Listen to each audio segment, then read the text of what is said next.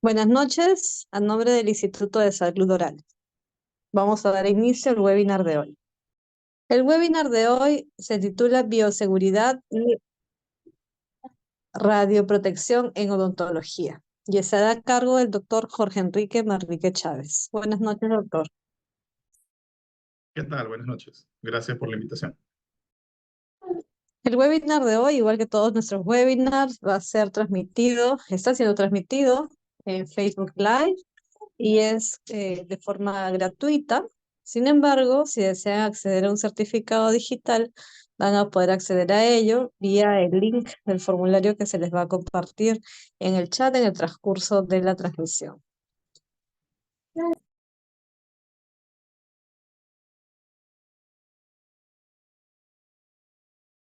El doctor Jorge Manrique Chávez tiene amplia experiencia, como pueden observar, sobre el tema en materia, así que toda la información que se les va a compartir va a ser muy provechosa para ustedes. Sin más, doy la bienvenida al doctor Jorge Manrique Chávez para que dé inicio al webinar de hoy.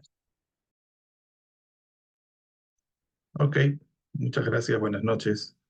Vamos a empezar con la temática de hoy, julio, mes patrio, mes importante para todos nosotros. Por aquí voy a compartir pantalla. Bien. Muy bien. Hoy día tenemos previsto nuestro séptimo webinar del año 2024. Este ya corresponde al segundo semestre. Estamos iniciando el segundo semestre 2024-2. Y a través de la votación que hicimos en nuestro grupo de WhatsApp, que estuvo muy reñida, dicho sea de paso, el tema ganador fue bioseguridad y radioprotección en odontología, que sigue la línea de temas que estamos desarrollando a lo largo pues, de estos meses. Y que, como comentaron al inicio, pues yo también estoy seguro que la información que vamos a compartir hoy va a ser bastante provechosa, bastante importante, especialmente para estandarizar procesos y tener todo en orden en nuestra práctica profesional. Bueno, cuando hablamos de bioseguridad, radioprotección y temas afines, tenemos que hablar de peligros, tenemos que hablar de riesgos. Vamos a centrar todo a la práctica odontológica, claro está, como corresponde a nuestra práctica de cirujanos dentistas. Muchos pensamos que cuando hablamos de bioseguridad, eh, única y exclusivamente nos referimos a los riesgos biológicos, justamente por el concepto, ¿no? Bioseguridad.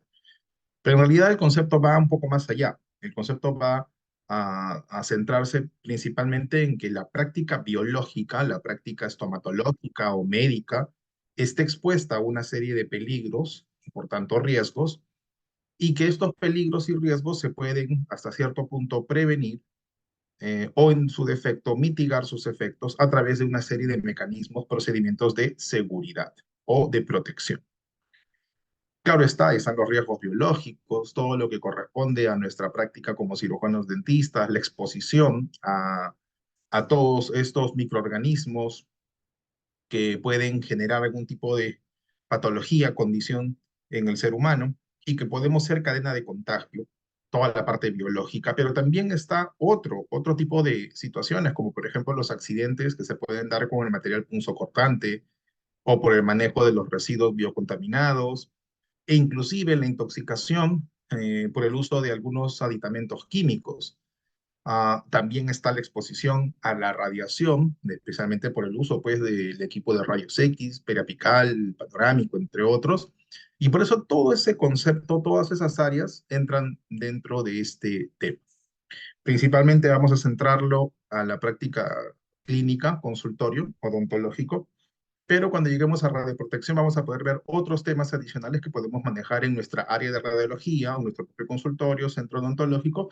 Y ya para finalizar, a modo de bonus, hay algunas láminas, algunas diapositivas que estamos centrando más a la seguridad química, porque también nosotros nos exponemos a ciertos riesgos, principalmente para ver algunos mecanismos de etiquetado, de reconocimiento de los materiales y por ahí alguna información para laboratorios dentales. Entonces, como pueden ver, es un tema bastante amplio, como todos los que venimos desarrollando, pero tenemos que tratar de sintetizar en estos próximos minutos.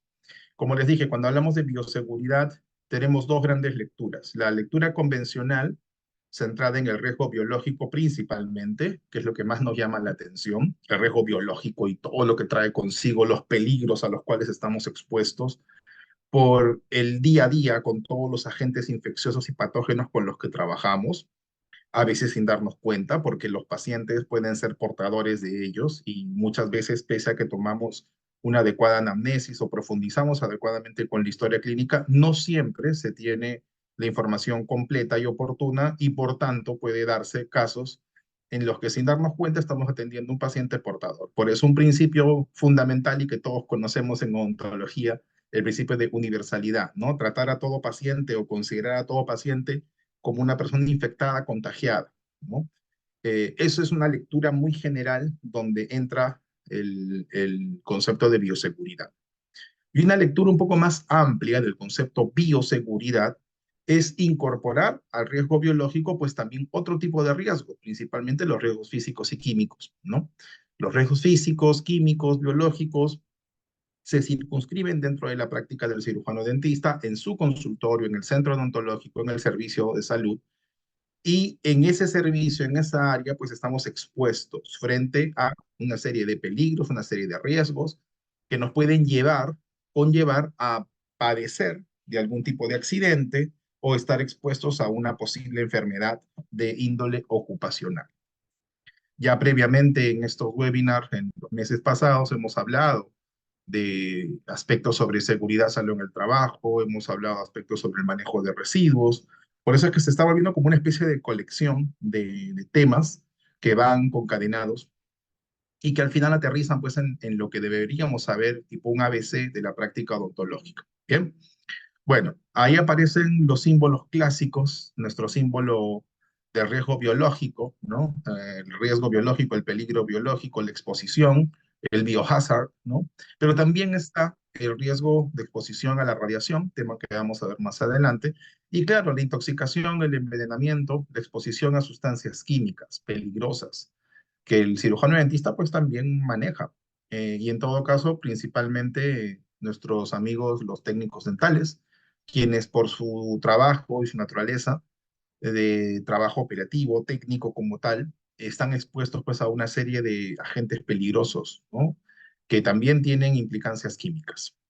Bueno, entonces la bioseguridad, sin ánimos de caer mucho en lo teórico, aspecto que conocemos quizá desde el pregrado, eh, se, se define a través de la unión de dos conceptos, ¿no? Vida, bioseguridad, conjunto seres vivos, nosotros, cirujanos dentistas, odontólogos, odontólogas, personas, y el espacio libre de riesgos, exentos de riesgos, es decir, un espacio seguro, ¿no? Frente a cualquier posible situación que pueda afectar nuestra integridad.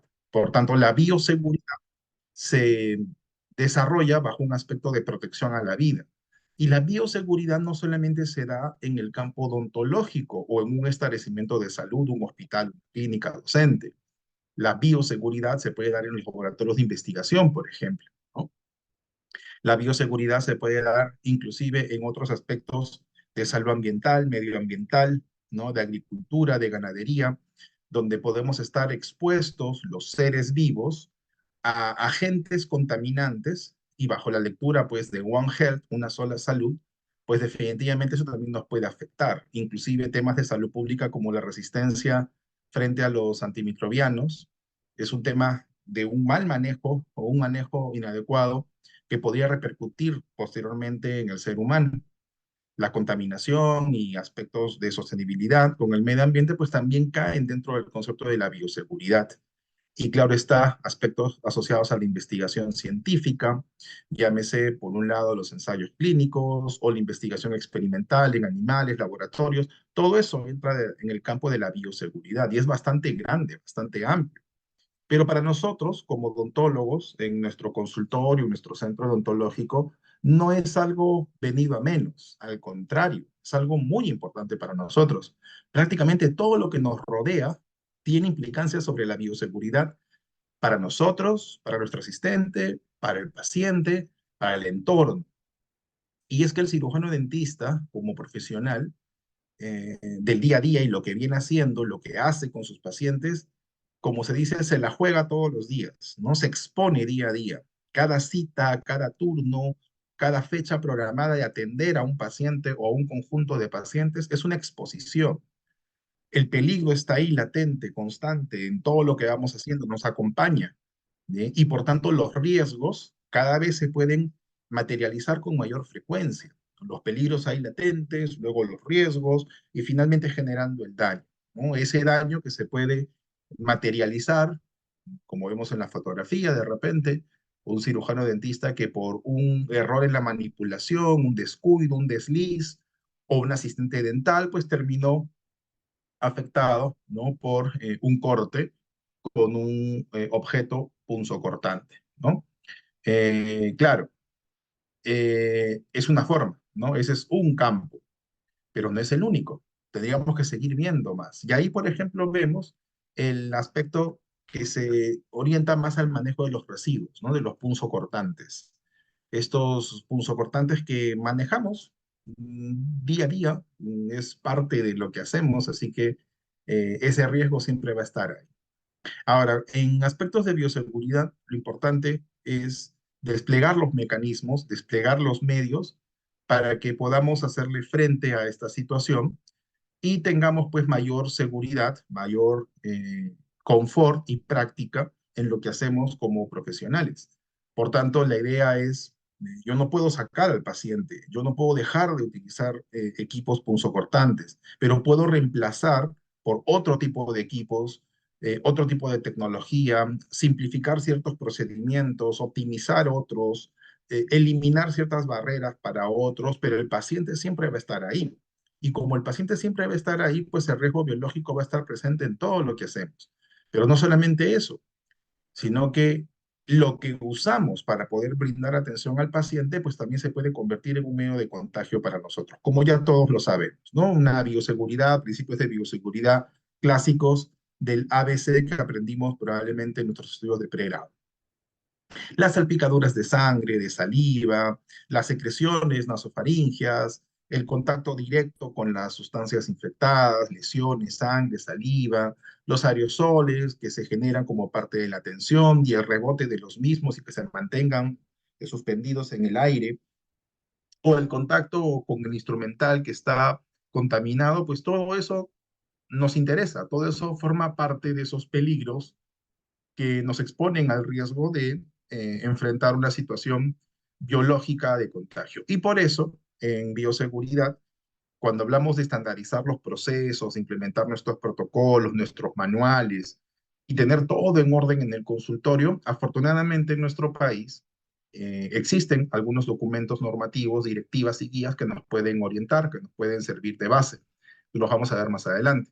Como que también tenemos información vasta, amplia, de literatura internacional, de referencias internacionales, que también nos pueden ayudar a optimizar y potenciar nuestra práctica. Como les comentaba, es imposible, ¿no? Quitar de nuestro proceso al paciente. Inclusive podría ser hasta cierto punto difícil erradicar o quitar al 100% el instrumental punzocortante o la pieza de alta. Podemos, claro, reemplazarlo por otros mecanismos, pero va a estar ahí, ¿no? O la manipulación, el tratamiento en la toma de radiografías. Yo puedo reemplazar un equipo convencional, periapical, de pedestal, ¿no? Lo puedo cambiar por un equipo portátil, lo puedo cambiar por un equipo RBG o puedo utilizar otro tipo de placas, pero de todas maneras el contacto con el paciente y especialmente la exposición a la saliva, a la sangre, va a estar ahí. Bien, yo pudiese de repente implementar un flujo digital, pudiese de repente dar el siguiente paso, hacer un salto en mi proceso de atención a través de escáneres, ¿no? O fotografía clínica digital de alto nivel, pero igual el contacto con el paciente directo en el momento va a estar. Y eso es algo pues propio de la carrera médica, propio de la carrera odontológica.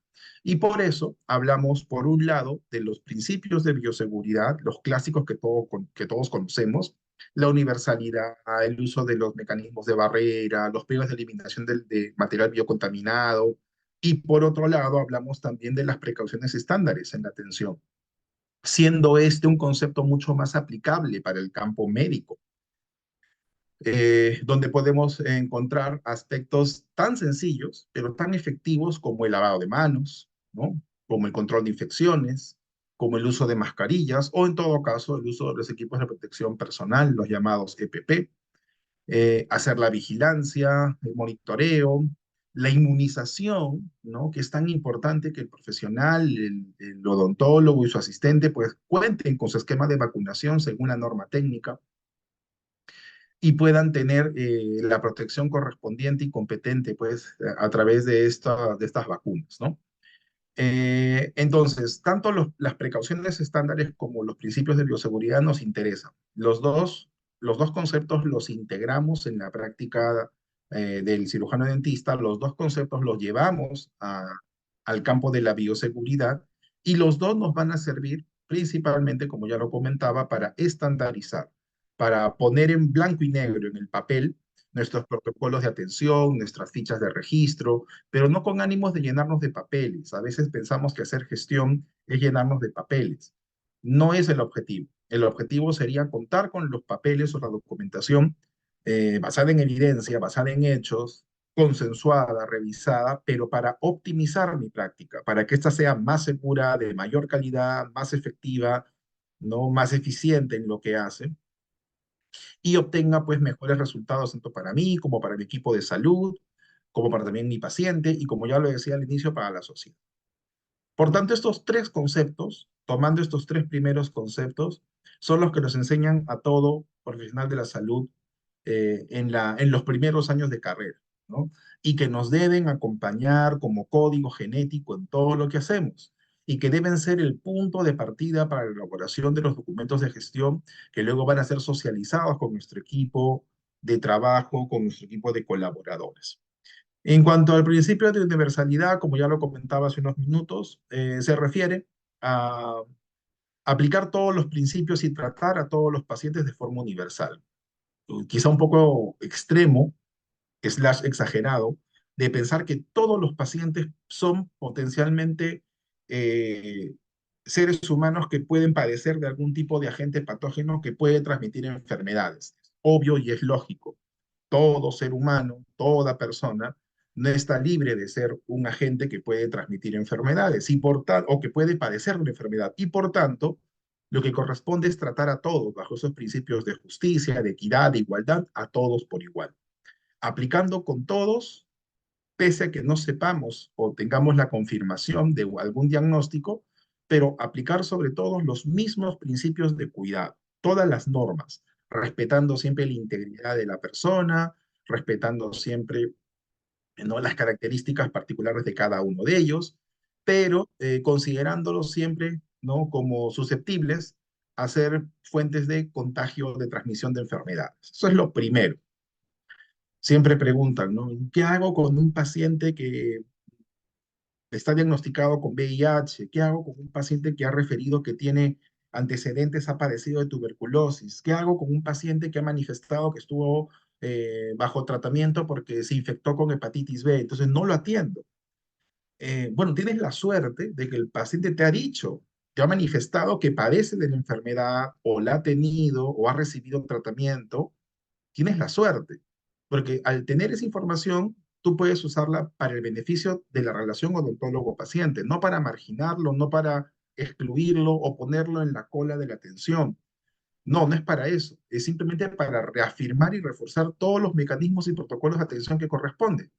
Pero digo, tienes la suerte, porque también podría darse el caso en que el paciente se genere en dos escenarios. Uno, que no sepa que padece de la enfermedad y por tanto no lo manifiesta en la anamnesis, o dos, que sí lo sepa, sepa del antecedente o sepa de la condición actual, pero por diferentes razones únicas, entendibles del paciente, no lo manifiesta y por tanto lo oculta o lo omite, voluntario, involuntariamente, pero lo omite. Por ello, el principio de la universalidad es tan importante, ¿no? Todos por igual, a todos susceptibles a contaminación, a contagio, todos por igual.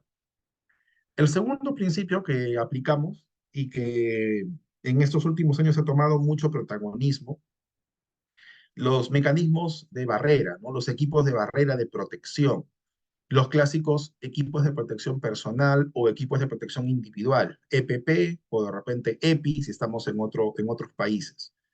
Estos equipos o mecanismos de protección de barrera, ¿qué les puedo decir? O sea, es algo que nos acompaña en nuestra práctica, ¿no?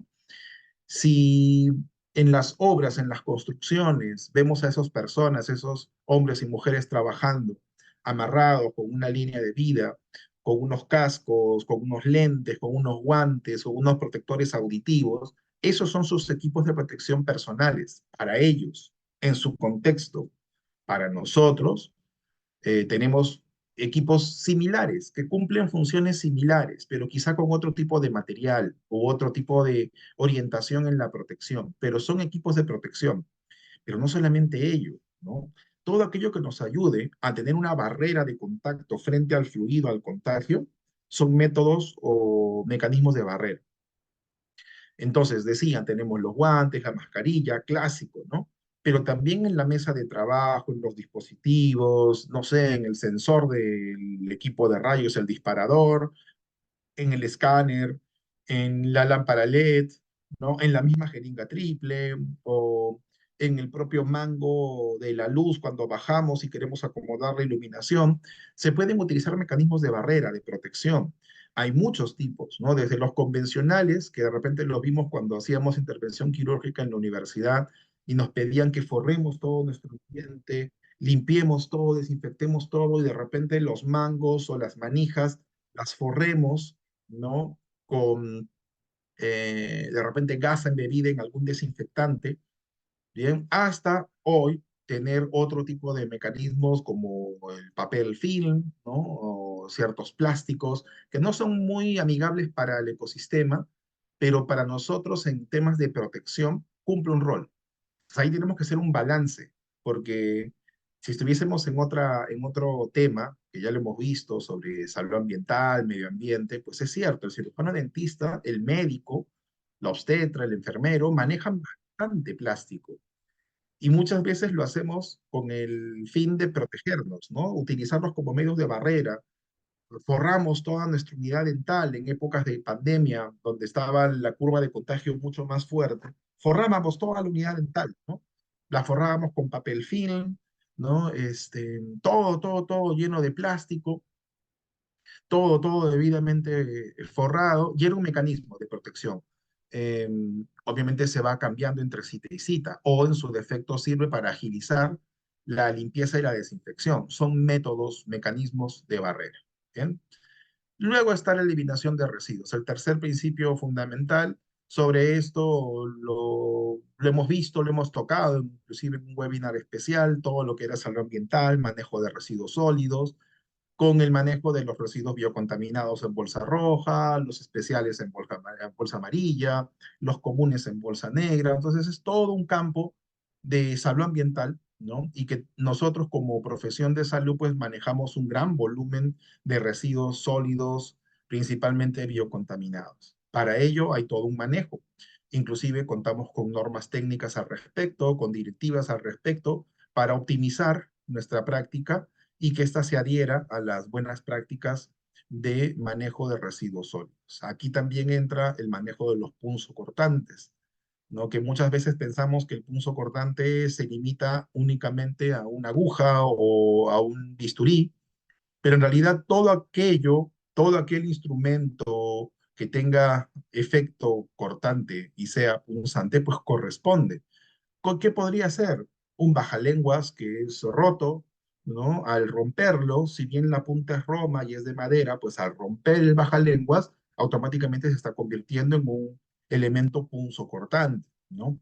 O un frasco de vidrio que se rompe, pese a que el contenido no ha entrado en contacto con el paciente y por tanto no es biocontaminado, pero si se rompe ese vidrio, pues se convierte en un elemento punzocortante. Y eso amerita un manejo especial, adecuado, según lo que indica la norma técnica.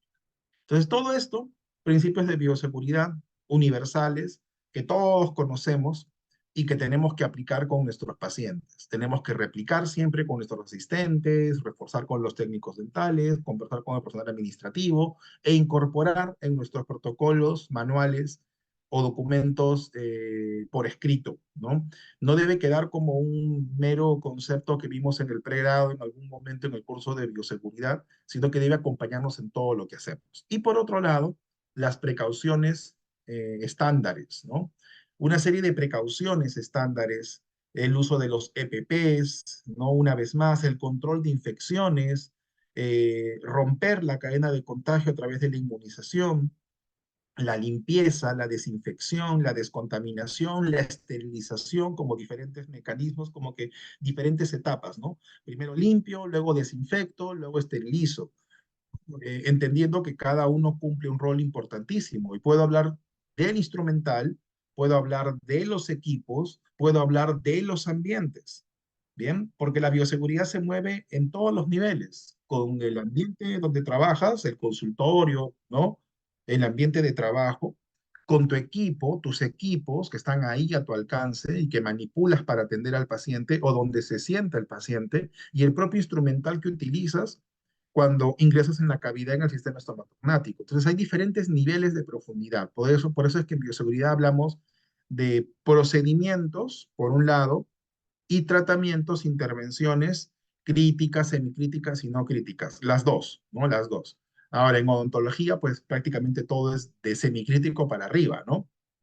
Es casi, casi inevitable que algo sea no crítico porque todo está en contacto con la saliva, con la sangre del paciente. Por eso la bioseguridad debe cubrir con todo esto. Justamente aquí está abajo a la izquierda la norma técnica 144, que es justamente esa norma que el Ministerio de Salud publicó hace ya un buen tiempo, potenciando la norma, mejorando la versión anterior, incorporando inclusive en sus lineamientos no solamente los establecimientos de salud y servicios médicos de apoyo, sino también los centros de investigación, ¿no? Aspecto que no estaba contemplado en la norma anterior. Y eso ya nos da una idea de que la bioseguridad, el manejo de residuos, no solamente se limita a un consultorio, a un servicio médico, odontológico, sino que está en todo lo que hacemos, incluido laboratorios de investigación, centros de investigación, laboratorios dentales, centros imagenológicos, patológicos, etcétera. Ahora, un primer punto de todos los que estamos viendo, ya para entrar a la parte operativa y que debemos incorporar como práctica para con nuestro equipo, nuestro staff, en definitiva, es la inmunización. A veces limitada muchas veces al tema COVID por la pandemia, pero la inmunización no solo se queda en el concepto COVID, es más, hay aspectos inclusive hasta mucho más graves y mucho más altos en contagio para nosotros de exposición como puede ser la hepatitis B, ¿no? Por tanto, el control de infección a través de la inmunización es una de las grandes herramientas que tenemos y en nuestro país se cuenta con norma técnica al respecto. Por tanto, el profesional de la salud debe cumplir con el esquema de vacunación que salvaguarda el Ministerio de Salud. Y eso lo vamos a ver justamente aquí.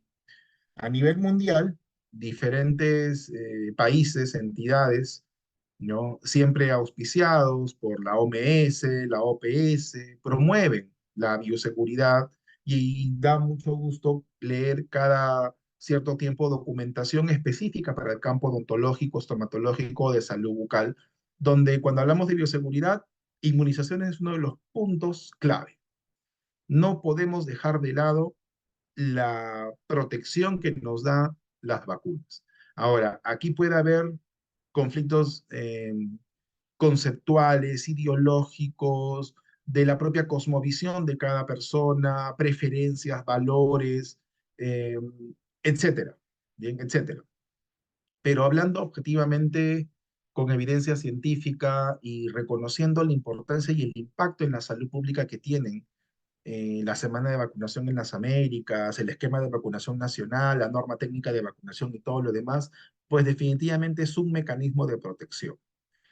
Y es un mecanismo de protección que desafortunadamente no existe para todos los patógenos, no existe para todos los agentes biológicos, pero sí para algunos que nos pueden ser de interés, principalmente la hepatitis B, ¿no? Que es una condición pues que afecta inclusive de forma mucho más agresiva o frecuente que el VIH mismo, ¿no? Especialmente en el personal de salud. Y por eso, tomando como referencia la normativa internacional y todo lo que sabemos al respecto, pues en nuestro país afortunadamente se cuenta con una norma técnica. Contamos con una norma técnica donde, bueno, cada cierto tiempo se actualiza la norma técnica, en este caso es de la versión 2022, la norma técnica que establece el esquema nacional de vacunación. Y la norma técnica que establece el esquema nacional de vacunación, en este caso del 2022, aún vigente, en sus respectivos cuadros anexos establece que hay una población objetivo denominada personal de la salud, asistencial, administrativo y estudiantes de la salud, y no se establece este esquema de vacunación, ¿no? Las dosis correspondientes de la vacuna, ¿no? De hepatitis B con el refuerzo correspondiente, la vacuna de influenza, ¿no? La vacuna neumococo, la vacuna antiamarílica, eh, y pues la vacuna, eh, ¿no? La dosis de difteria y tétanos, ¿no?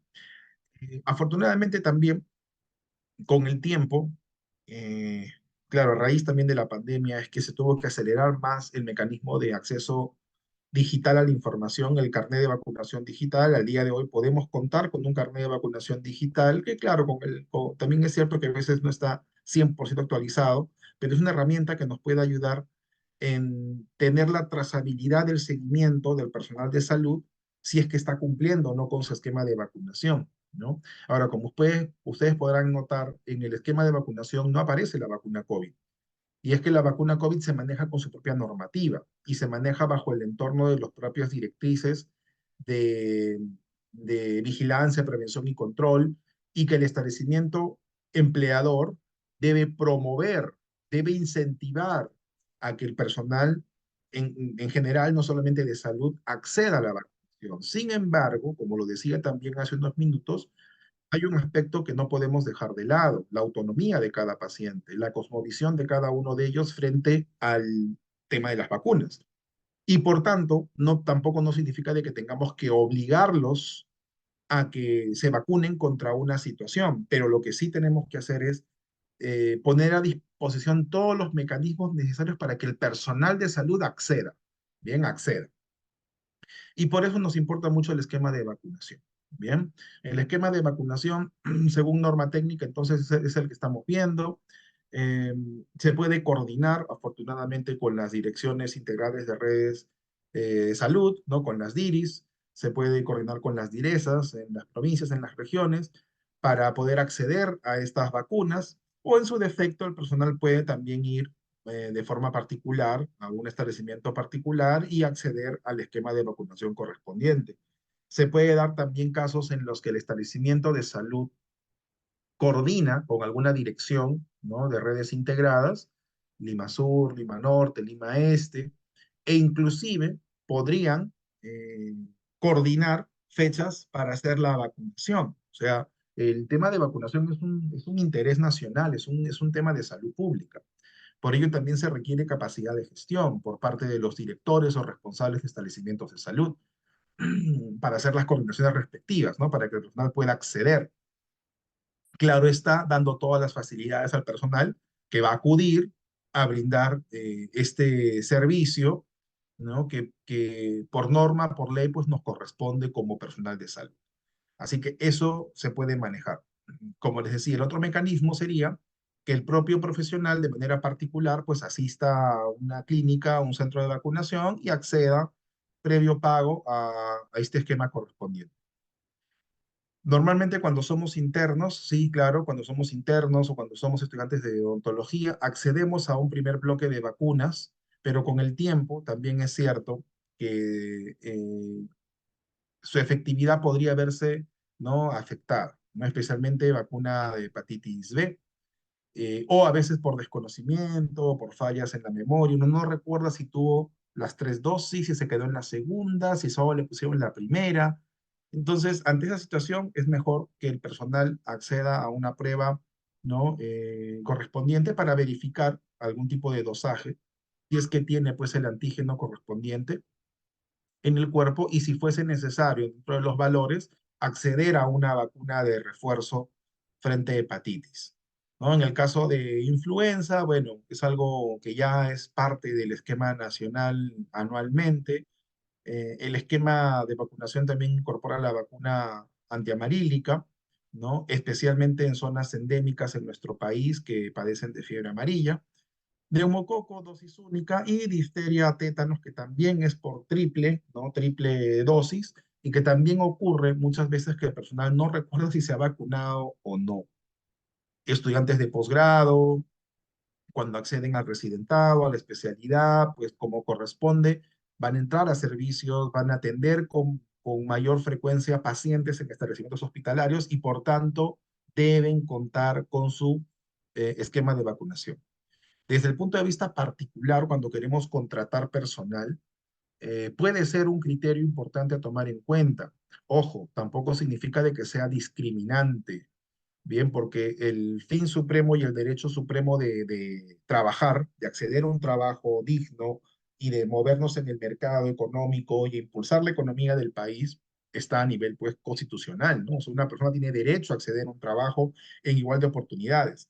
No por ello vamos a crucificarlo porque no tiene el esquema de vacunación completa, pero eso no quita que el director responsable del establecimiento tiene que promover e incentivar que el personal cumpla, porque ya va a un tema más allá de solamente la persona, va también con el propio paciente y el propio entorno. Entonces, inmunización es un mecanismo importantísimo dentro de la bioseguridad. Luego están los mecanismos, quizá en este orden, ¿no? De descontaminación, que va de la mano con el primer paso, que es la limpieza, la desinfección y finalmente nuestro mecanismo de esterilización. Hay muchos mecanismos de esterilización, hay muchos sistemas también que nos pueden hacer el control químico, el control biológico competente, pero si nos basamos en la normativa y en las exigencias, pues vamos a darnos cuenta que hay algunos aspectos básicos que en realidad en nuestros consultorios y centros podemos y debemos implementar. Los vamos a ver en los próximos minutos. ¿Qué hay con todo esto del control de infecciones? Bueno, diferentes etapas. Lo primero, hay directivas que establecen todos los mecanismos de limpieza, ¿no? Entendiendo que la limpieza es un primer mecanismo que se debe aplicar antes de hacer cualquier tipo de desinfección, ¿no? Y que no van en paralelo, son dos mecanismos distintos. Primero limpio y luego desinfecto. Dentro, en ese interín, algunos hablan de la descontaminación, ¿no? Descontaminación slash desinfección, ¿no? Pero en realidad son dos aspectos distintos. Cuando yo limpio, eh, trato de retirar por fricción, ¿no? De las superficies cualquier resto o cualquier posible muestra que haya quedado en alguna superficie. Y para limpiar hay técnicas. Una vez que se ha limpiado, una vez que se ha descontaminado en húmedo todo, pasa a una etapa de desinfección, ¿no? En la desinfección ya le aplicamos un agente, un desinfectante de alto nivel, un DAN, hay muchos en el mercado, que cumpla pues con las características necesarias, ¿no? Que pueda eliminar todos los mecanismos, incluidas las esporas, virus, ¿no? Etcétera, y que me dé un instrumental, un equipo desinfectado y que pueda pasar a un siguiente nivel que viene a ser el estándar convencional en la práctica médica y de bioseguridad, que es la esterilización.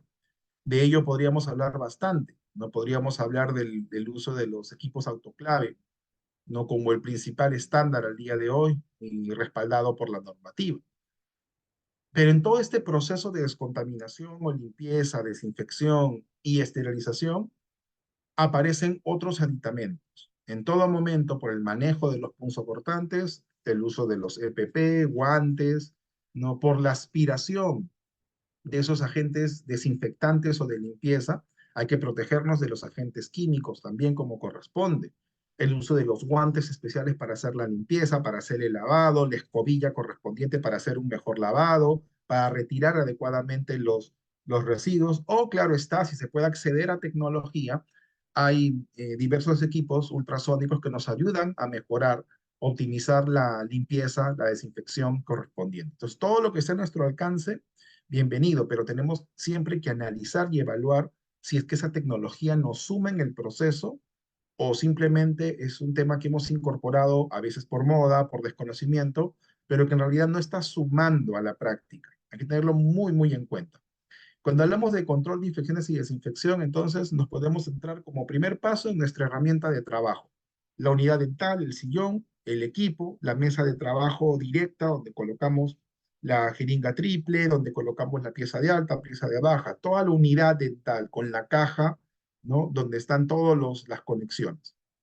Aquí hacemos entre cita y cita, entre paciente y paciente, entre atención y atención, entre día y día, desinfección, limpieza. La limpieza a cargo del personal competente en hacer la limpieza, tercerizado o interno, la limpieza, pero la desinfección a cargo del personal asistente, ¿bien? A cargo del personal asistente, eso es lo que dice la directiva. La desinfección del equipo está a cargo del auxiliar asistente. La limpieza del ambiente, de las paredes, el piso, eso le corresponde al personal de limpieza. Entonces tenemos dos líneas de limpieza y de desinfección. Y cuando hablamos de desinfección, igualmente en la literatura aparecen múltiples recomendaciones, pero principalmente se centran en mantener la unidad dental como corresponde, el sillón donde va a sentarse un paciente y donde va a exponerse a otros fluidos, limpio y desinfectado como corresponde. Eso incluye la desinfección y limpieza continua de las propias conexiones, de las mangueras, que muchas veces no se revisan, ¿no? Y solamente limpiamos por encima el cabezal, el reposapiés, el respaldo, ¿no? El reposabrazos, ¿no? Pero nunca trabajamos con la misma escupidera, ¿no? Donde puede haber todo un reservorio, puede haber todo un caldo de cultivo para los agentes microbianos. La desinfección de la pieza de alta, hay diversos mecanismos para hacer una desinfección, inclusive esterilización de la pieza de alta, se puede. Eh, También el uso de algunos métodos o mecanismos de barrera, que como les digo, ahí tenemos que ponderar bastante el consumo de recursos o el intercambio de equipos entre cita y cita. No es tan común que por paciente cambie de pieza de alta, ¿no? Si tengo al día 4 pacientes en la mañana y 4 en la tarde y con cada uno voy a hacer tallados, restauraciones, no es que tenga 8 piezas de altas, no es lo común. Puede darse, pero no es lo común. Por tanto, lo que tengo que trabajar ahí es mucho la desinfección y esterilización como corresponde. Puedo apoyarme con mecanismos de barrera, las llamadas bolsitas o papel film o revestimientos. En algunos casos, como veremos en la fotografía, la colocación de gasas con desinfectante, el forrado, especialmente cuando hacemos intervención quirúrgica, y aspectos tan cotidianos y que a veces pensamos que no, como por ejemplo en la punta de una lámpara LED, de una lámpara halógena, si es que aún utilizamos, o el mismo escáner que ingresa en la boca para hacer el trabajo correspondiente, o la propia cámara, o el propio equipo de rayos ahora portátil, ¿no? Que se acerca a la boca del paciente y que esté expuesto en el entorno correspondiente. Entonces, todo lo que nos rodea, partiendo por la unidad dental y el sillón como equipo de trabajo, debe pasar por un proceso de desinfección como corresponde, competente, siguiendo pues los lineamientos de las normas técnicas. En el campo radiológico, que es nuestro medio de apoyo básico, y cuando hablo de radiológico, podríamos indirectamente hablar de otros aditamentos tecnológicos, como lo decía, un escáner o de repente algún equipo ultrasónico, o una cámara digital, o inclusive un equipo radiológico portátil. Bueno, pasa por lo mismo. Desinfección, ¿no? Desinfección. Eso es un trabajo que debe realizar nuestro asistente dental entre cita y cita, por la exposición, y no solamente el cabezal, el mango, las manijas del equipo, sino también el propio tablero de programación. Algunos le colocan un papel film, otros deciden invertir más bien en otro tipo de tiras o bandas de un material plastificado que se coloca, entre sí y sí se puede retirar, eliminar y poner otro, retirar, eliminar y poner otro, así como también pasar por mecanismos de desinfección y esterilización de los posicionadores, tanto para el equipo panorámico, a través de el retiro del aditamento, con mucho cuidado, ¿no? O de la colocación de una bolsita funda, venden inclusive fundas hechas ad hoc al tamaño específico para que entre, ¿no? Como corresponde y tenga cierto sellado, por ejemplo, con los propios sensores del RBG, ¿no? Y esas bolsitas largas que le llamamos bolsitas de chup, ¿no? Para que pueda ingresar el equipo correspondiente o comprar alguna que sea especializada con el tamaño, ¿no? Para que selle encaje correspondiente. Los posicionadores, o ahora que también se está utilizando mucho eh, en las placas de fósforo, ¿no? Que se ha visto que es un mecanismo bastante bueno, con muchos resultados positivos en cuanto a la toma y flexibilidad. Pues bueno, las placas de fósforo también se pueden forrar, venden el papel film, ¿no? Hay todo un mecanismo, uno puede forrar la placa de fósforo y entre cita y cita, entre paciente y paciente, pues hacer el cambio correspondiente. Y si aún se manejan, en el caso de la radiología convencional, las cajas de revelado, pues lo mismo, ¿no? En el caso sea digital, pues mucho cuidado con el tablero de la computadora o el mouse, porque también a veces lo que ocurre es que el profesional o el asistente, sin darse cuenta, manipula con los guantes con los cuales ha estado atendiendo en contacto con el paciente. Y como todo es cuestión de segundos, y lo vemos tan habitual, muchas veces lo hacemos de manera inconsciente, nunca malintencionada, pero lo hacemos de manera inconsciente. Y sin darnos cuenta estamos llevando la contaminación por todos los equipos, por todos los ambientes. En cuanto a las superficies, lo mismo, ¿no? Desinfecciones, en este caso todo lo que es superficie de trabajo clínico, odontológico, igual que la unidad dental, le corresponde al asistente dental. Si fuese pisos, techos, paredes, bueno, eso ya le corresponde al personal de limpieza competente, ¿no? Si es que queremos delimitar funciones, ¿no? Lo digo porque me ha pasado que cuando voy a supervisar, entre la señorita que limpia, ¿no? Y la señorita que es asistente dental, cuando se encuentra algo que no está cumpliendo, pues se observa y entre las dos como que esto es tuyo, te corresponde, no, yo hago esto, yo limpio de aquí para abajo, tú limpias de aquí para arriba, yo limpio todo lo que es la unidad, tú te encargas de ver esto, entonces ahí hay un tema que tenemos que tomar muy, muy en cuenta y que lo vamos a ver también más adelante. Otros aspectos, bueno, tener cuidado de la contaminación accidental, teléfonos, interruptores, ¿no? Manijas, asas, ¿no? Y todo lo que está a nuestro alrededor.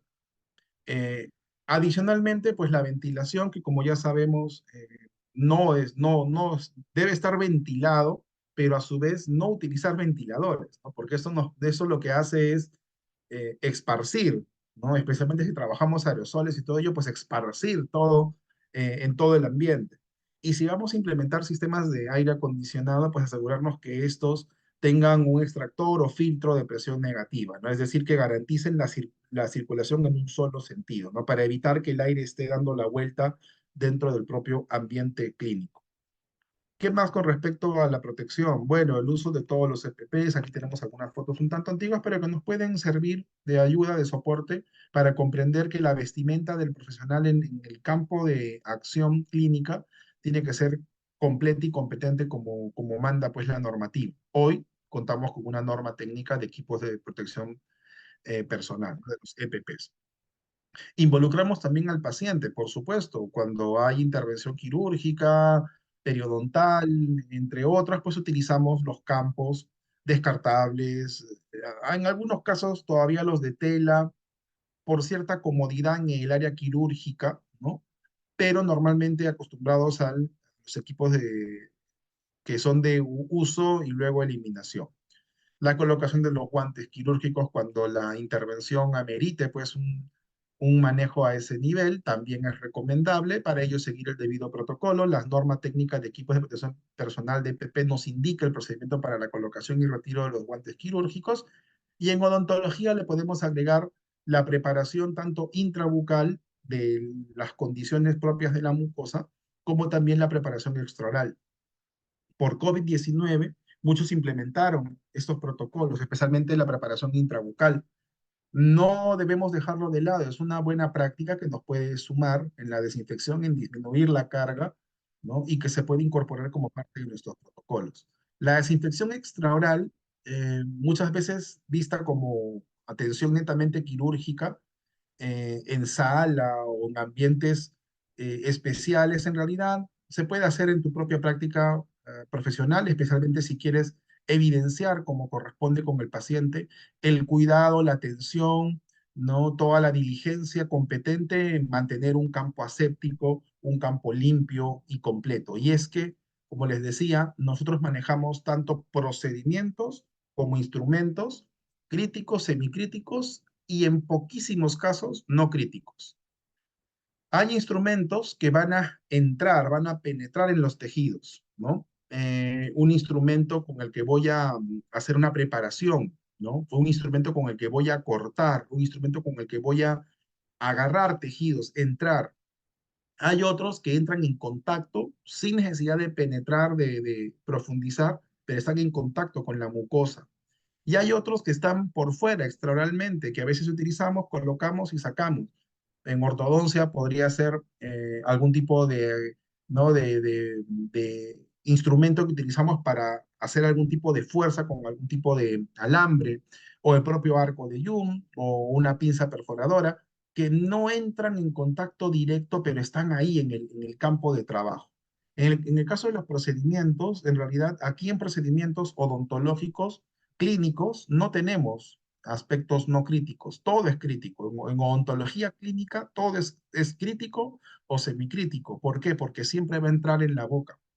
Algunos inclusive van a perforar, van a entrar por debajo, en los tejidos blandos, en el tejido óseo, una cirugía periodontal, la colocación de un implante, una endodoncia, una apicectomía, una extracción, un raspado, un colgajo, pues definitivamente son procedimientos en los cuales el instrumental necesita estar estéril y haber pasado por un proceso completo y óptimo de toda la cadena de desinfección competente.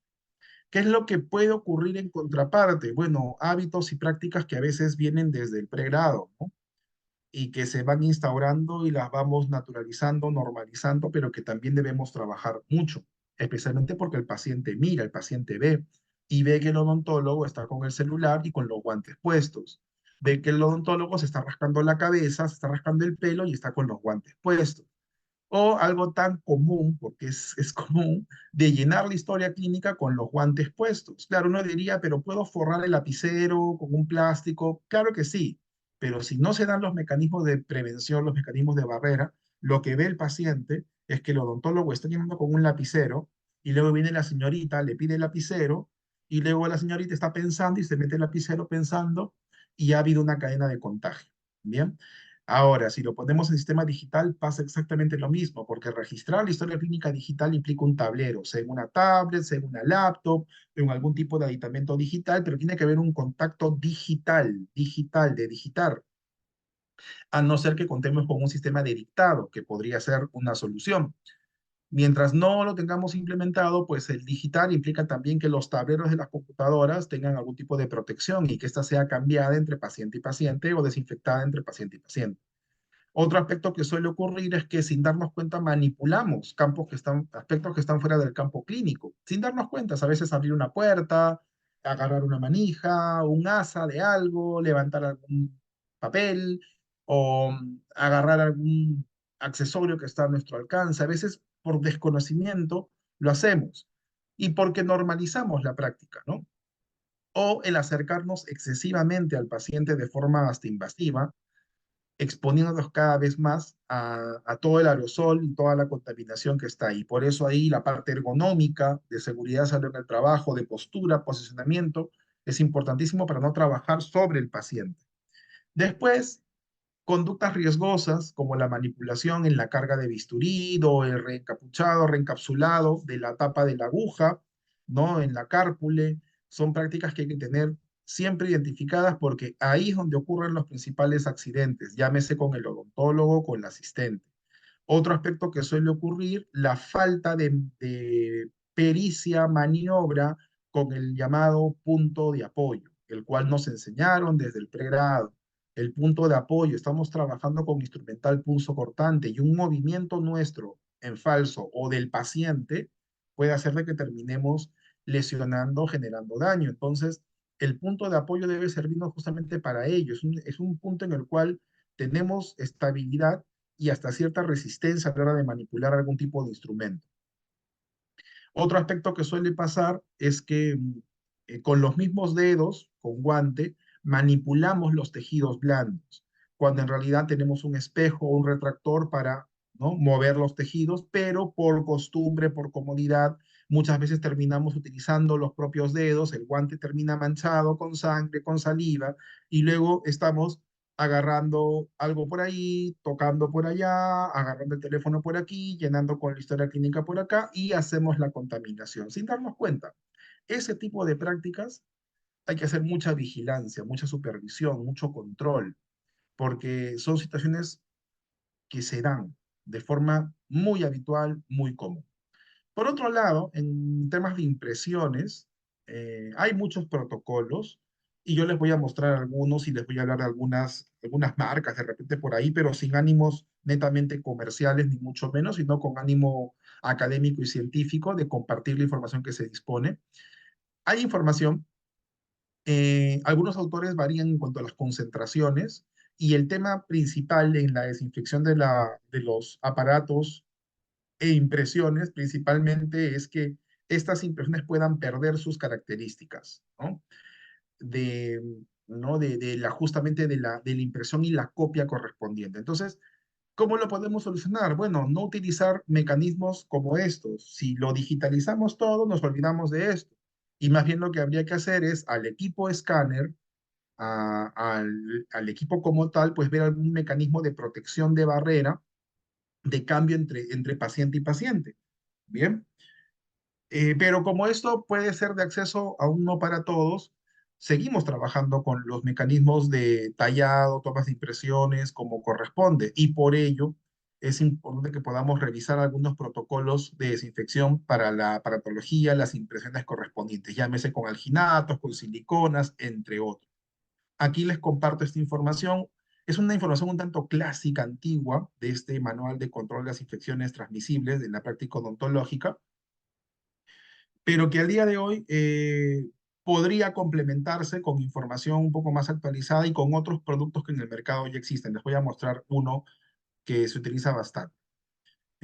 Con el tema, bueno, el tema crítico es con las impresiones, ¿bien? Pero ya con el tema metálico, protésico, es un poco más distinto. Por ahí el tema acrílico sí también podría darse, el tema de modelos de yeso también, pero para ello hay ciertas recomendaciones en la desinfección. Ahora, un punto que me estaba olvidando son las cubetas, ¿no? Especialmente para aquellos quienes trabajan de manera convencional, normalmente los restos de alginato, los restos de yeso, pues afortunadamente en el mercado se cuentan con productos especiales para diluir, eliminar, realizar la limpieza correspondiente de estos residuos.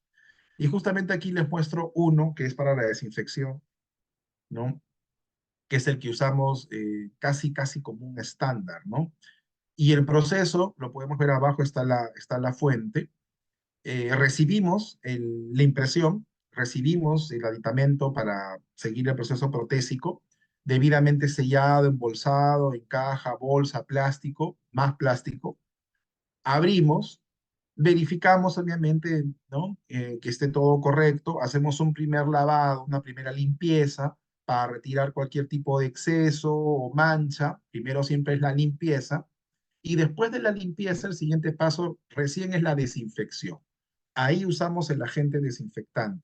En este caso, el protocolo que nos recomiendan es que en la propia caja o en la propia bolsa, para evitar de que se esparza y haya una inhalación involuntaria, con mucho cuidado cerramos la bolsa, colocamos el agente químico y esparcimos como indica el fabricante, ¿no? Una, dos, máximo hasta tres, y luego lo sellamos, lo cerramos para que cumpla el efecto correspondiente. El producto, el Z7, ¿no? En spray o en solución que se puede diluir, son, digamos que, uno de los estándares más utilizados, especialmente por la fluidez, por digamos que la compatibilidad con las superficies de las impresiones y con todo ello, ¿no? Que es de interés para nosotros, especialmente para quienes aún trabajamos con los sistemas convencionales. Como les vuelvo a decir, si trabajamos con flujos digitales, no significa de que no haya biocontaminación, no haya aspectos de bioseguridad. Por supuesto que sí. Ahí tendríamos que utilizar mecanismos de barrera, tal cual como protegíamos nuestra lámpara, nuestra jeringa triple, ¿no? Pues lo mismo tendría que ser, tal y como desinfectamos el equipo periapical, de pedestal, el portátil, pues lo mismo con la cámara digital, lo mismo con un microscopio endodóntico, lo mismo con un escáner, lo mismo con un escáner. ¿Bien? Los principios se aplican para todo. Bueno, luego ya entrando a la desinfección, primer paso, empezamos a hacer la desinfección inicial, hacemos el prelavado, hacemos la limpieza correspondiente, el secado, el empaquetado, va a la esterilizadora, autoclave, según el protocolo actual, y eso luego sale siguiendo el tiempo establecido y pasa a ser almacenado. Bien, en nuestro país, como les comentaba, existen diferentes normas que nos pueden ser de mucha utilidad. Hay varias en realidad, inclusive por el contexto de la pandemia, tenemos esta pues que es del 2020, ¿no? Tenemos el manual de bioseguridad, tenemos el manual de desinfección y esterilización hospitalaria y la norma técnica de prevención y control de infecciones intrahospitalarias. Pese a que el concepto es un tanto antiguo, hoy más bien hablamos de infecciones asociadas a la atención en salud, las IAS, pero se entiende que se refiere a infecciones que ocurren dentro de un nosocomio o un establecimiento de salud. En todos los manuales, en todos los documentos normativos nos hablan de dos opciones principalmente cuando hablamos de equipo de esterilización. El equipo de calor húmedo, ¿no? El autoclave y el equipo de calor seco, ¿no? La estufa. Son los dos mecanismos más utilizados y que todos conocemos. Cada uno tiene su propia aplicación. Sin embargo, la normativa, las directivas y toda la documentación establece que el instrumental debe pasar por primera elección a través de un sistema de autoclavado. Y solo aquellos casos en los que no sea posible el autoclavado, o sea, la excepción, pasar por calor seco. En otras palabras, lo que nos están pidiendo, según normativa, y cuando van a supervisar y ver temas de categorización, es contar con equipos de autoclavado. Bien, dentro de los equipos de autoclavados hay varios tipos, nos interesan los autoclaves tipo B, ¿no? Y con respecto a la trazabilidad del proceso, pues existen varios mecanismos, ¿no? Hay equipos que se pueden eh, hacer un seguimiento con una memoria USB y uno puede sacar el reporte de todas las cargas, o hay otros equipos que te dan el ticket, ¿no? Con las impresiones y que debes llevar como registro en tus libros, cuadernos, ¿no? Para hacer la trazabilidad de los equipos. A esto le podemos agregar diversos mecanismos de monitoreo para ver la efectividad del proceso de esterilización e inclusive del sellado de las bolsas. Va a depender mucho de qué tantas capas de protección queramos agregar en nuestro sistema. Para clínicas, consultorios, centros que tienen sistemas de gestión basados en normas ISO, este es un tema crítico porque normalmente quienes ven ISO son ingenieros y por tanto los ingenieros quieren ver seguridad extrema en el proceso, que se garantice la trazabilidad del seguimiento de todo y que evite cualquier tipo de ventana de error en la esterilización. Bien, las clínicas, consultorios, solemos implementar eh, cuadernos, fichas, ahora todo es digital, pero aún se pueden mantener cuadernos de registro, donde se coloca información de todas las cargas, cantidades, tiempos y hacer el seguimiento. Am, Luego, con respecto a la esterilización, pues la dirección, ¿no?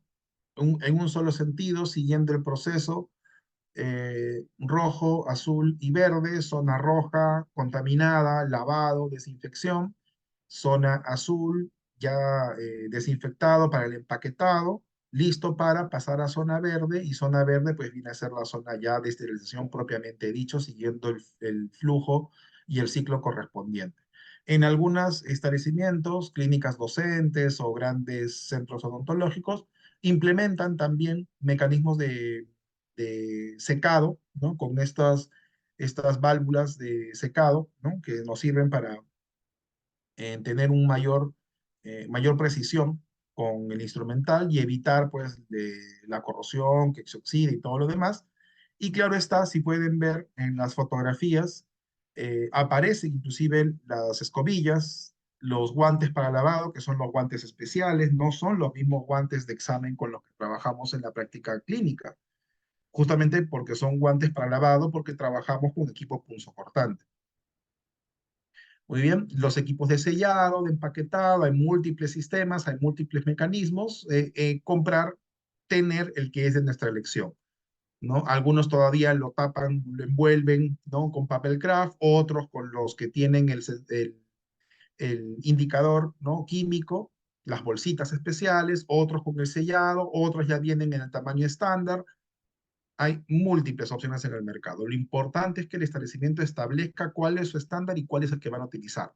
Y hablando de estándares, justamente el autoclave. El autoclave es definitivamente el estándar, ¿no? El que se debe utilizar. Es la primera elección por ser un mecanismo efectivo, rápido y que penetra como corresponde.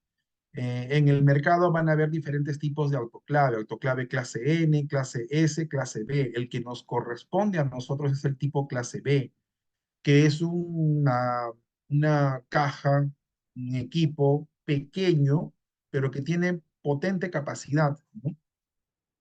Que nos puede servir para nuestra práctica, ¿no? Los clase N definitivamente no se ajustan a nuestras necesidades y los clase C tienen mucha variabilidad, pueden ser extremadamente grandes, poco estandarizados y se utilizan para otro tipo de sector. Por ello es que en la práctica médica de atención ambulatoria normalmente trabajamos con autoclaves clase B. Hay de diferentes capacidades de litros, va a depender pues del volumen de carga que tienes y para ello es importante que hagas un volumen de tu capacidad instalada, de cuánto instrumental se mueve para poder determinar cuál es el equipo, volumen que requieres para cubrir tus necesidades.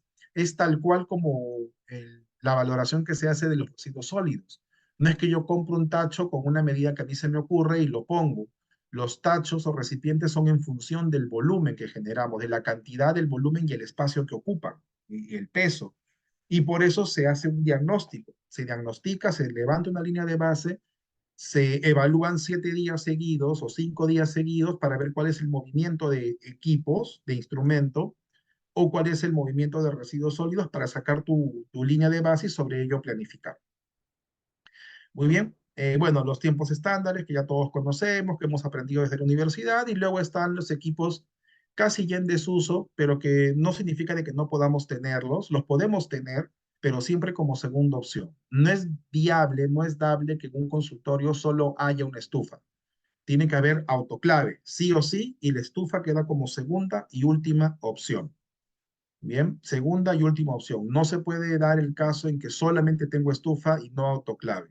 Dependiendo del supervisor, de la persona que vaya a hacer la inspección, podría ser más incisivo o no en la presencia absoluta, justa y necesaria de un autoclave. De lo que he podido ver, mi expertise, de haber visto bastantes consultorios y centros, pues cada vez más con mayor énfasis se toma la importancia de contar con el autoclave. Bien. Luego aquí están los documentos normativos, ¿no? Aquí está la norma técnica 015, ¿no? Del 2004, que viene a ser el manual de bioseguridad. Ahí nos habla de descontaminación, limpieza, desinfección, esterilización, vapor, calor seco y también inmersión de productos químicos, ¿ok? Que también se puede utilizar. Y esta es, digamos que la norma base para hablar de los equipos de esterilización, pero también tenemos esta otra, del 2002, ¿no? Esta es de un año previo, que es el manual de desinfección, que también se aprobó mediante resolución ministerial, y en el cual nos habla de los desinfectantes de alto nivel, los DAN, o de nivel intermedio, de bajo nivel, y nuevamente cita la esterilización por calor seco y por esterilización a vapor. Por último, como norma, tenemos la 020, ¿no? También del 2004, la que les comentaba que habla de las infecciones intrahospitalarias, y ahí nos habla justamente de toda la secuencia que ya conocemos de esterilización y resalta pues las precauciones estándares y los elementos como el lavado de manos, el uso de guantes, los equipos de protección y todo lo demás. En años posteriores nos interesa pues la norma técnica de salud 161, que es la última norma en materia COVID que salió, pero que ha quedado instaurada para la práctica convencional, que es la norma técnica para el uso de los EPP. Nuevamente, en esa norma hace referencia tanto a la bioseguridad como a la descontaminación, desinfección, esterilización y a los propios EPP. Nos habla del mecanismo de uso de los guantes, cuando los guantes convencionales y cuando los guantes quirúrgicos estériles, y también la diferencia entre, claro, las mascarillas quirúrgicas y los respiradores que ya todos conocemos, y de los cuales hemos leído, visto bastante. Algo positivo de esta norma, en los anexos habla específicamente de la atención del cirujano dentista y estandariza cuál es el protocolo del tipo de equipos de protección que debe utilizar. En estos no se consideran las botas, ¿no? Que no significa de que lo podamos hacer, pero simplemente no lo exigen, no lo tomen en consideración. Bien, ahora, si por protocolo, por seguridad, por imagen, por confianza, ustedes consideran que deben trabajar con botas, es un tema de elección, pero en realidad no lo recomienda, no lo establece como un estándar a cumplir. Distinto sería atención en quirófano, eso es otra cosa. Me estoy refiriendo a una atención ambulatoria. Con respecto al uso del mameluco, por la dificultad de colocarse y poner, meterse dentro del mameluco que ajusta en el cuerpo, no es recomendable, ¿no? Es mejor ese tipo de mandilón en el cual uno se pone, estira las manos, entra, se ata por atrás y uno tiene mayor, ¿no?, movilidad y practicidad para sacárselo y para ponérselo, es distinto. Los protectores faciales o escudos faciales, caretas faciales, en su momento cumplieron un rol, hoy prácticamente ya en desuso. eh, los lentes con sellado, ¿no? Con sellado de fondo, que sellen, ¿no? Para que el odontólogo pueda estar protegido. Pero nuevamente, si es un tema de protección individual, el uso del protector facial puede sumar, pero el gran problema del protector facial, o el escudo, la careta, es la desinfección posterior, ¿no? O sea, lo utilizo, le cae, se salpica y luego ahí quedó. Y está colgado ahí en el consultorio. Entonces, no es algo muy higiénico. La norma también nos da los procedimientos para colocarse y retirarse los equipos de protección y lo podemos sumar con los diferentes protocolos que ya conocemos para la desinfección, esterilización en todo el ciclo correspondiente, ¿no? Hablando de esterilización propiamente dicha. Todo pasa por un proceso de etapas donde el personal limpia, lava, desinfecta, seca, empaqueta, rotula, sella, lleva el equipo, sigue el ciclo, sale y luego almacena, ¿no? Los protocolos giran en torno a ello, o sea, dependiendo de la capacidad de tu equipo, de la disponibilidad del equipo humano, se maneja dentro de esa línea y siempre tomando en cuenta las tres áreas: la área crítica roja de lavado, contaminada, la área ya limpia de empaquetado, azul, y la área verde ya de esterilización, que puede ser muy visual a la hora de organizar de manera unidireccional nuestras áreas de esterilización, ¿no? Este esquema me gusta bastante. Y lo podemos ver reflejado aquí. Claro, aquí he tomado las fotos por separado, ¿ya? Aquí lo he tomado por separado, pero en realidad, si la foto fuera, son dos establecimientos distintos, ¿no? Su área roja, su área roja, su área azul, su área azul, su área verde, su área verde. En realidad, son fotos separadas. Hubiese sido mejor que tome foto panorámica, ¿no? Que haga la foto panorámica donde se vea la dirección unidireccional en un solo flujo del proceso. La hago aquí, empaqueto aquí, esterilizo acá. Bien, cuando van a supervisar, igualmente también verifican mucho que haya una sola dirección. Bueno, aquí ya para complementar lo de los desinfectantes, que ya todos conocemos, esta información es muy de la época COVID, ha quedado instaurada en todo lo que hacemos. Hay ciertos protocolos para la desinfección, limpieza de superficies, amonio cuaternario, ¿no?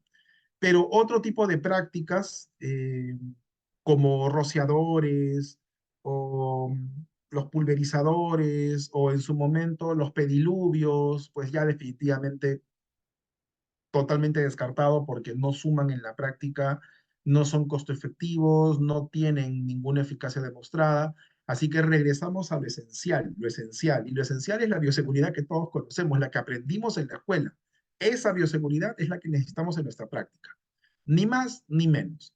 Los extractores de aire, de partículas, totalmente en desuso, poca relevancia científica, esos protectores de acrílico o de vidrio que colocábamos encima del paciente, totalmente desfasados de la realidad científica, no es necesario. Muy bien. Ahora, si queremos complementar, hay dos directivas que nos pueden ser de utilidad, las vamos a pasar rapidito. Está la guía técnica de procedimientos para limpieza y desinfección. Esto sería de utilidad para socializarlo con nuestro equipo de limpieza. no específicamente con la asistenta, pero también podría sumar. Me refiero más al personal que limpia, ¿bien? Que limpia. Ahí nos habla de la limpieza y la desinfección. Limpieza a cargo del personal de limpieza, desinfección va a depender de qué queremos desinfectar. Esta guía técnica nos da bastantes parámetros. Nos dice, por ejemplo, que no se deben mezclar. Son dos etapas distintas. Y un punto importante es que en la limpieza, ¿no? Se hace siempre en húmedo. En establecimientos de salud, la limpieza siempre es húmedo, o sea, con trapos o con trapeadores, yute, lo que fuera, pero siempre húmedos. Nunca se barre. Bien, no se barre, no se limpia en seco, se limpia siempre en húmedo. Se barre de la puerta para afuera, pero hacia adentro la limpieza siempre es en húmedo. Y la desinfección se da solo cuando ya se ha limpiado la zona como corresponde, nunca en paralelo. Así que son dos etapas importantes. Se limpia las fuentes de contaminación y se desinfecta ya los microorganismos de transmisión que puedan existir. ¿Ok? Hay diferentes protocolos, hay diferentes formas. El de arriba hacia abajo, siguiendo cierta forma de zigzag, es una forma de limpieza, ¿no? De repente el tipo zigzag de ir en formas de S es una forma de limpiar, o circular de adentro hacia afuera. Hay varias técnicas que la guía nos puede dar, nos da, y que puede ser de utilidad para nuestro personal que se encarga del mecanismo de limpieza. Como ven aquí, prohibido barrer en seco, no, la limpieza, según la guía técnica, siempre se hace en húmedo. Para ello utilizamos el yute, el trapeador, la mopa, con el agente desinfectante correspondiente, llámese el hipoclorito o el amonio cuaternario, es lo que utilizamos. Y las técnicas de lavado igual van a variar. Lo que más recomiendan, la técnica de doble balde, balde rojo con agua con detergente y el balde azul con agua limpia. Hay unos carritos que nos pueden servir para hacer el mecanismo de exprimir. Hay varios aditamentos que te pueden servir para también exprimir, pero siempre la limpieza es en húmedo, siempre. Y ahí está, limpieza de paredes, ¿no? Siguiendo un mecanismo de arriba hacia abajo, ¿no? Siempre de arriba hacia abajo, o siguiendo el zigzagueo, ¿no? Limpiando, siempre. En cuanto a la desinfección, que es el segundo componente, nos da una serie de características que debe tener el desinfectante ideal, pero principalmente ver que tenga registro sanitario, que tenga su información rotulada correspondiente para saber que es un desinfectante seguro y cuál es su capacidad como tal y su toxicidad. Bien, podemos verificar en la página de Digesa si es que ese desinfectante que hemos comprado cuenta o no con su respectiva resolución, autorización, porque a veces se puede dar que compramos de dudosa procedencia y al final no sabemos si esto realmente está cumpliendo su objetivo. A veces podemos toparnos con empresas o pseudoempresas que nos quieren ofrecer a grandes cantidades, a grandes volúmenes, pero habría que pedir las fichas técnicas, las hojas de seguridad y verificar en Digesa que el desinfectante pues cumpla con todo, ¿no? Lo ideal en salud, que tenga una acción rápida, que tenga poca limitada toxicidad, que tenga una acción residual importantísima, que de preferencia no tenga un olor tan marcado, tan penetrante, que tenga una buena relación costo-beneficio, biodegradable, entre otros. Dentro de ellos, el amonio cuaternario, del cual se ha hablado bastante por esos temas de la COVID-19, con todas sus características que ya conocemos, y también podría ser hasta cierto punto el manejo en una adecuada dosificación del hipoclorito de sodio, siempre diluido como corresponde. La guía técnica inclusive nos da algunas fórmulas de cómo hacer el mecanismo de dilución del hipoclorito. Luego, eso es limpieza y desinfección. Otra guía que nos puede servir es la guía para la implementación del proceso de higiene de manos en establecimientos de salud. Cuando hablamos de la higiene de manos, está tanto el lavado como la desinfección. También por temas COVID, esto se puso muy en boga, se socializó bastante y está ahí. Ojo, tanto la guía de desinfección y limpieza 2011 como la de lavado de manos 2016, como pueden darse cuenta, son previo a la pandemia. O sea, son mecanismos de bioseguridad que ya existían antes de la pandemia y que más bien ahora que ocurrió hace unos años, tuvimos que traerlos y ponerlos en práctica con mucho más énfasis. Bien, el lavado de manos que todos conocemos con los agentes correspondientes antimicrobianos, y con la técnica competente según lo que vayamos a hacer, ¿no? Atención convencional, ¿no? Un lavado prequirúrgico con los tiempos, los 11 pasos, de repente realizar la desinfección con un desinfectante de base alcohólica o la técnica antiséptica de lavado de manos prequirúrgico, ¿no? Con igualmente el agente de base alcohólica. Va a depender, ¿no? ¿Qué vamos a realizar? ¿No? Dependiendo del tipo de atención, hay un tipo de desinfección o lavado. Desinfección, alcohol. Lavado, jabón. Ministerio de Salud promueve mucho la técnica y ya todos conocemos las secuencias tanto de lavado como de desinfección, lo hemos visto bastante.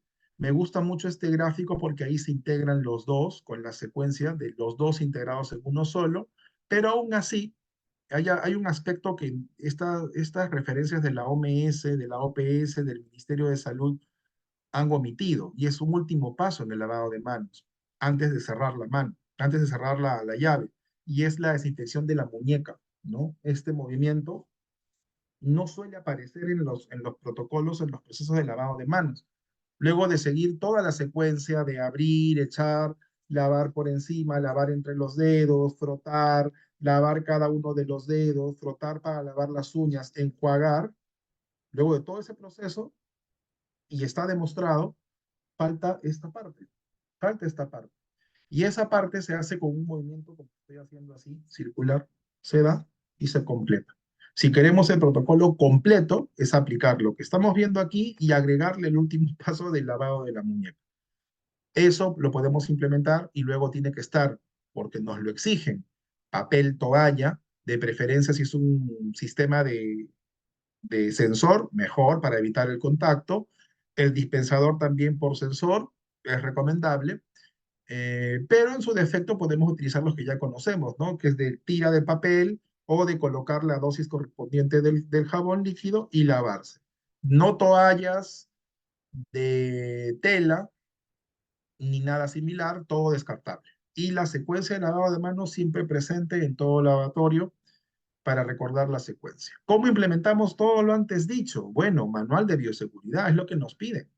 Cuando vamos a categorizarnos, a sacar el registro como IPRES y todo lo demás, manual de bioseguridad. Aquí les muestro un ejemplo de manual de bioseguridad, con todo lo que hemos visto, pues resumido, no para que sea algo teórico y poco implementable, no, para que sea algo real, aplicable a tu práctica profesional con el uso de los métodos de barrera, los EPPs, tus áreas roja, azul y verde. Se implementa tu manual de bioseguridad y eso tiene que ser actualizado, revisado, socializado, auditado, supervisado para ver que se está implementando. Muy bien. Ahora, hasta ahí con todo ello, pero también hay otro siguiente componente. La protección también se da a nivel radiológico. Y acá es un tema más sencillo, más directo, igual que la protección química. La fuente de radiación ionizante, pues si bien sabemos ampliamente que la dosificación, la carga es mínima, eso no implica que por idiosincrasia se tomen las medidas como corresponde de protección de seguridad, de cultura para algunos, y está muy bien, porque hay que respetar la autonomía y hay que velar por encima de todo la salud de las personas. Así que la idea es que implementemos mecanismos de protección. Afortunadamente contamos con IPEN, contamos con la OTAN, que son la Oficina Técnica y el Instituto Nacional, ¿no? de Energía, el Instituto Peruano de Energía Nuclear, que da los mecanismos para sacar la licencia individual personal del operador, como también las licencias de los equipos correspondientes y la exigencia de los controles de calidad de los equipos para evitar que estos tengan fugas de radiación o no estén cumpliendo con su rol para el cual fueron diseñados. Pero adicionalmente los mecanismos de barrera, ¿no? El mandil o chaleco plomado, el protector, como corresponde, tiroides, ¿no? Y tener todos los mecanismos también para que los equipos estén calibrados, haciendo monitoreo, vigilancia, control y aplicando los principios, las premisas que todos conocemos de justificar, optimizar y limitar la dosis, ¿no? Si en bioseguridad hablamos de los principios básicos, ¿no? Pues acá en radiología también tiene sus propias premisas. Dentro de ellas siempre justificar que alguna toma sea necesaria, siempre y cuando sea necesaria, pues se justifica y si el beneficio es mayor que el riesgo, pues se expone, se justifica y se toma la optimización a través del control, seguimiento, tanto de los equipos, tanto del área como compete y de la limitación de la dosis, tanto como sea razonablemente posible, tan bajo como sea razonablemente posible. El principio ALARA, ¿no? Que es lo que siempre aplicamos en radiología. Y con ello, pues siempre los mecanismos también como reglas de tiempo de exposición, blindaje y distancia. Siempre el mecanismo de distancia. Como ya lo decía, en odontología, en salud bucal, la exposición a radiación pues es bastante pequeña, ¿no? Es mínima en realidad. En medición microsievert o miligray es bastante pequeña. Y ahora con los sistemas digitales y con otros aditamentos, pues aún menor, pero aún así, eso no quita que se implementen procesos o sistemas de protección, tanto para el paciente como para el operador. O sea, si el beneficio de mostrar seguridad, de proteger a las personas es mayor a no hacerlo. Por tanto, pese a que la dosis o de exposición inclusive puede ser menor a salir a un día soleado, eso no quita que como establecimiento de salud debemos implementar medidas de protección radiológica. Bien, porque por encima de todo está el paciente, está el trabajador, el colaborador, el asistente, el tecnólogo, el personal que está con nosotros apoyando y por ello los principios de distancia, de blindaje, ¿no? Y del tiempo, que es lo que programamos con la unidad, pues deben también respetarse. ¿Qué se puede implementar? Un programa, un plan, un manual, donde esté protocolizado, descrito los mecanismos de protección como corresponde. No se trata tampoco de llenarse de un montón de papeles o comprar un montón de aditamentos y accesorios de protección radiológica, comprar los que aplican para nosotros. Y en nuestra práctica, niños, adultos mayores, gestantes, personas bajo tratamiento oncológico, entre otros casos, son típicos casos en los que el paciente, la paciente, el familiar, el esposo, la esposa, pues tiene cierto temor. Y como paciente tiene todo derecho a sentir temor y preocuparse por la integridad de su familiar o de sí mismo, y nosotros tenemos la obligación y el deber de darle la confianza necesaria para que pueda acceder al tratamiento, al examen complementario. Por ello, no me refiero a que no escatimemos gasto o inversión, simplemente evaluemos bien lo que compete para nosotros. Se recomienda implementar un programa de seguridad radiológica en odontología. Hay varios ejemplos, puedo compartirles también si desean algunas plantillas para que puedan implementarlo, no para que se llenen de papeles, sino para que lo puedan instaurar, capacitar, socializar y respetar. He tenido casos de reclamos, denuncias, justamente por mal manejo radiológico de información y de protección, y por ello el beneficio de contar con los documentos supera ampliamente el no tenerlo.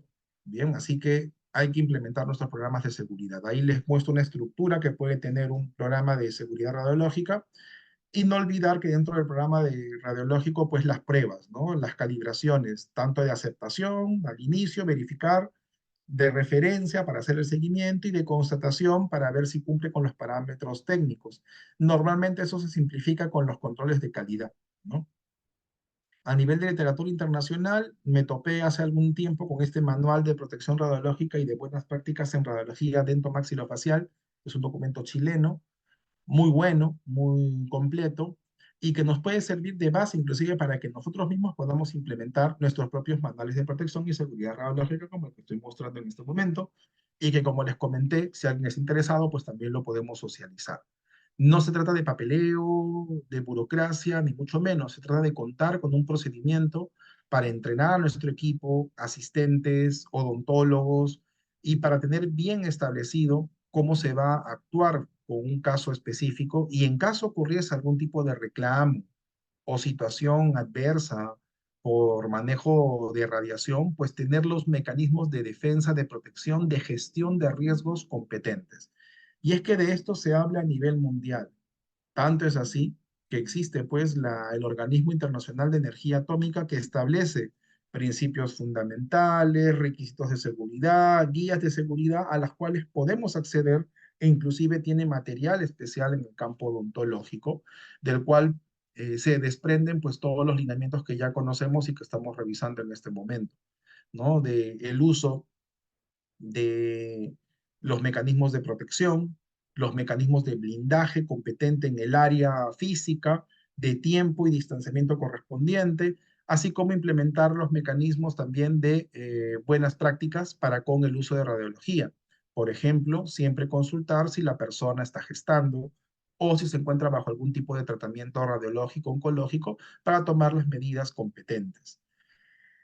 IPEN es el organismo pues, al cual acudimos justamente para tramitar las licencias competentes y también ante la Oficina Técnica de la Autoridad Nacional, que es la OTAN, a la cual acudimos para acceder a nuestra licencia individual.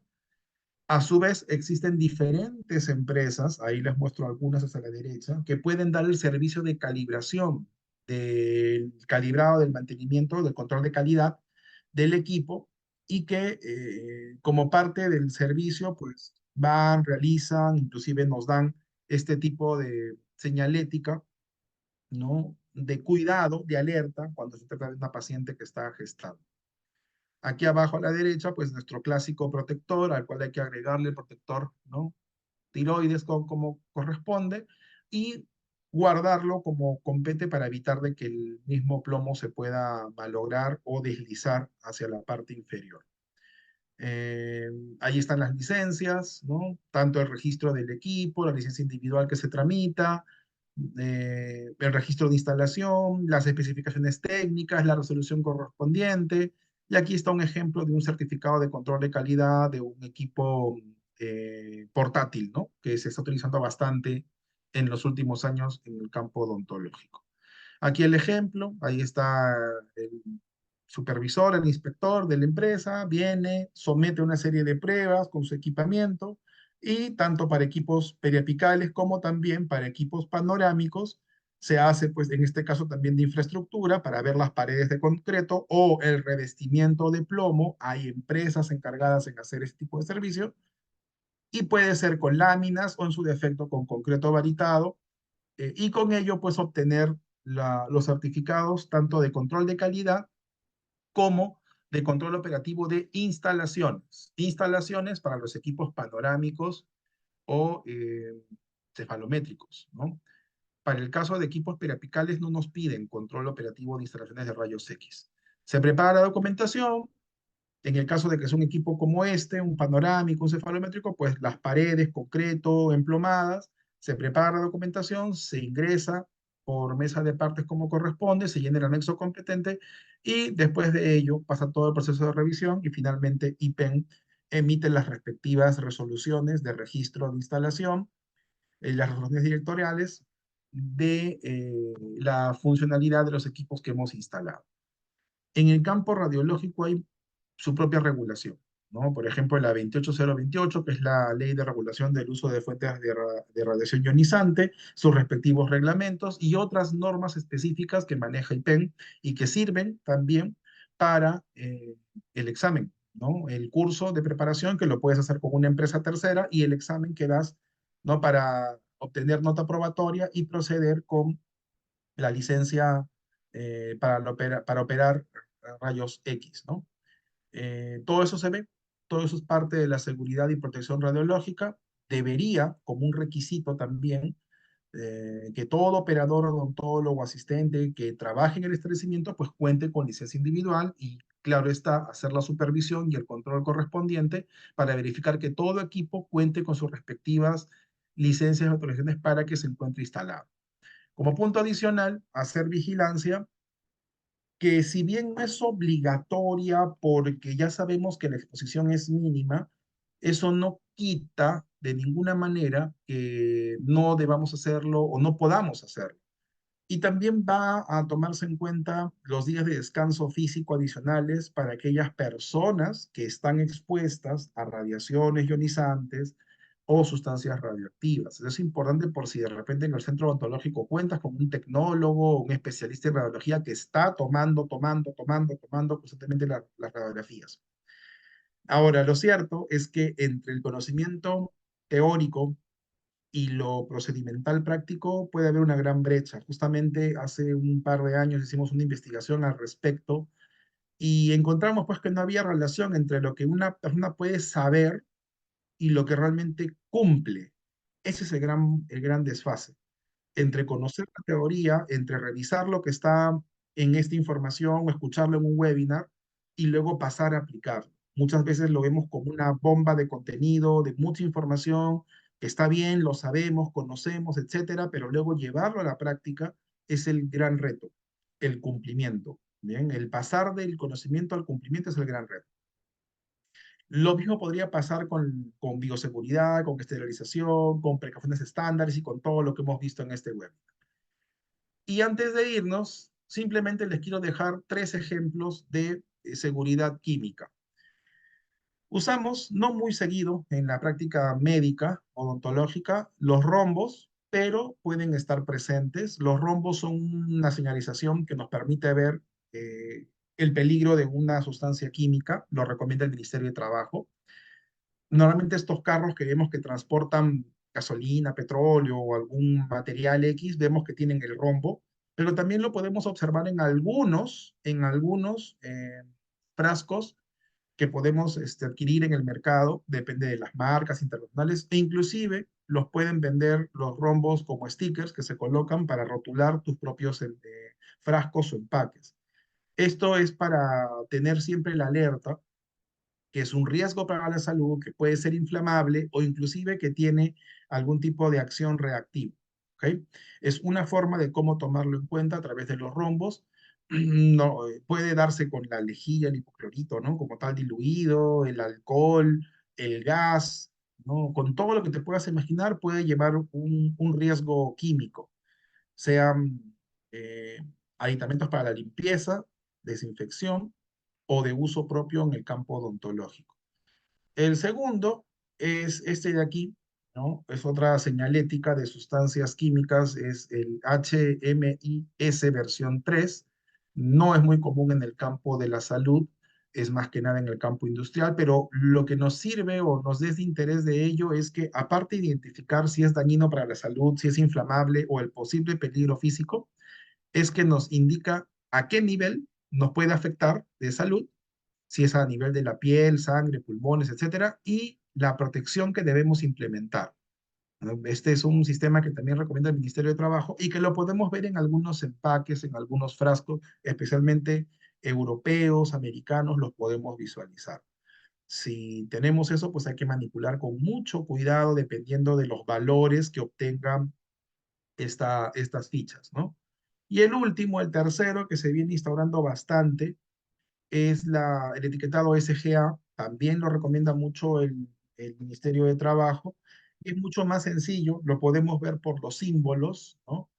Que nos ayudan a identificar. El más común, pues ya sabemos, ¿no? El peligro, la calavera, pero también el inflamable, ¿bien? El explosivo, entre otros. ¿Lo podemos ver? Sí, es quizá el más común. Es quizá el más común, lo podemos ver con unos simbolitos ahí medios escondidos, ¿no? Y con algunos numeritos que nos pueden ayudar a identificar el nivel de peligro que puede tener un agente químico en la práctica profesional. ¿Dónde pueden ver todo esto? En este entorno, estimados amigos. Y con esto vamos terminando. En el laboratorio dental.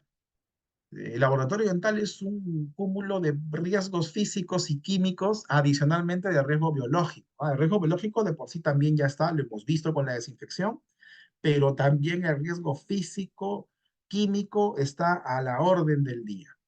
Si tienen un laboratorio, si trabajan con un laboratorio, lo tercerizan o tienen su propio laboratorio, espacio grande, pequeño, y todavía trabajan mucho con los mecanismos convencionales o están en un mix entre lo convencional y el flujo digital, pues hay muchas implicancias a trabajar a este nivel. Muy bien, para más información podemos revisar la página de la CDC, de los Centros de Control de Epidemiología y Prevención de Estados Unidos. Ahí tenemos estas guías con recomendaciones para el control de infecciones en la práctica odontológica. Hay algunas que están en inglés, otras que están ya en castellano. como la lista de verificación para prevención de infecciones en el entorno odontológico, o esta otra, que es un resumen de prácticas para la prevención de enfermedades en entornos odontológicos. Hay bastante información, hay normas técnicas, hay guías técnicas, y lo que nos toca ahora es ponerlo en práctica.